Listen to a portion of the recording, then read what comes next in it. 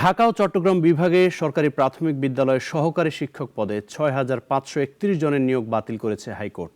রায় ঘোষণার পর আদালতে হট্টগোল বাধে। পরে সচিবালয়ের সামনে অবস্থান নেন তারা।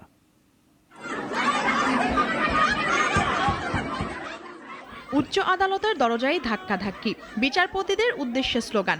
নিয়োগ বাতিল হওয়া সরকারি প্রাথমিক বিদ্যালয়ের সহকারী শিক্ষক পদের নিয়োগ প্রত্যাশীদের।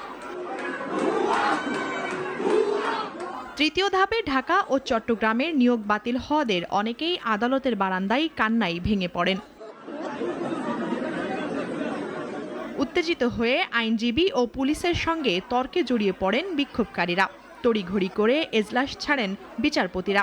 ভেতর থেকে বন্ধ করে দেয়া আদালতের দরজা, বাড়ানো হয় নিরাপত্তা। চলতি বছরের জুলাইয়ে সরকারি চাকরিতে কোটা পদ্ধতি বাতিল করে রায় দেন সর্বোচ্চ আদালত। কোটা পদ্ধতি অনুসরণ করে প্রকাশিত ফল বাতিল করা হয়। মেধার যে 93% নির্ধারিত ছিল সেটা ফলো করতে বলা হয়েছে এবং অন্যান্য সেখানে মুক্তিযোদ্ধা বিষয় ছিল 5% এবং 1% অন্যান্য গোষ্ঠীর জন্য ছিল, ক্ষুদ্র নৃগোষ্ঠী, সেটা ফলো করে 100% অ্যাপিলেট ডিভিশনের রায় এবং সরকারের পরিপত্র দুটা ফলো করে নতুনভাবে রেজাল্ট পাবলিকেশনের নির্দেশনা দিয়েছে। এ রায়ের পরই বিক্ষুব্ধ হয়ে ওঠেন নিয়োগ বাতিল হওয়া প্রার্থীরা।